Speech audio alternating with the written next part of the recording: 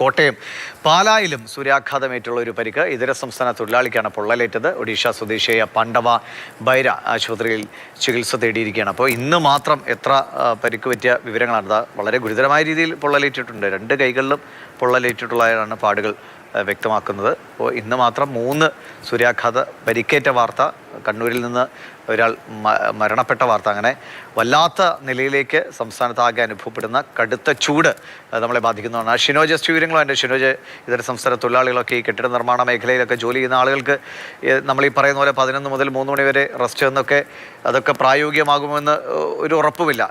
അങ്ങനെ ജോലിക്കിടെയാണോ ഇത് സംഭവിച്ചത്? ദിലീഷ്, അങ്ങനെ തന്നെയാണ്. ജോലിക്കിടയിലാണ് ഇത്തരത്തിൽ ഈ പരുക്ക് ഉണ്ടായിരിക്കുന്നത്. വേനൽച്ചൂട് കനക്കുന്നതിനിടയിലാണ് പാലാ രാമപുരം വെളിയന്നൂർ പഞ്ചായത്തിലെ താമരക്കാട് ഭാഗത്ത് പ്രവർത്തിക്കുന്ന ഒരു തടിമലിലെ ജോലിക്കാരനാണ് ഈ ഒറീസ സ്വദേശിയായിട്ടുള്ള പാണ്ഡവ ബൈര. 27 വയസ്സാണ് പ്രായം. പിന്നെ ഇത്തരത്തിൽ ജോലി ചെയ്യുന്നതിനിടയിലാണ് പാണ്ഡവ ബൈരയ്ക്ക് ഇത്തരത്തിൽ ഈ സൂര്യാഘാതം നിൽക്കുന്നതും ഇത്തരത്തിൽ പരിക്ക് ഉണ്ടാകുകയും ഒക്കെ തന്നെ ചെയ്തത്.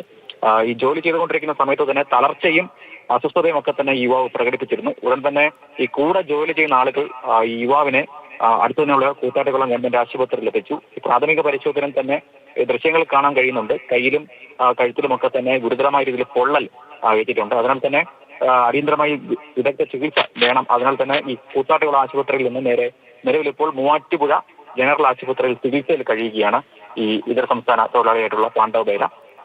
നിലവിൽ യുവാവ് നിരീക്ഷണത്തിലാണ് എന്നാണ് ആശുപത്രിയിൽ നിന്ന് നമുക്ക് ലഭിക്കുന്ന വിവരം. 2 കൈകളിലും കഴുത്തിലുമാണ് നിലവിൽ ഇപ്പോൾ പൊള്ളലേറ്റിരിക്കുന്നത്.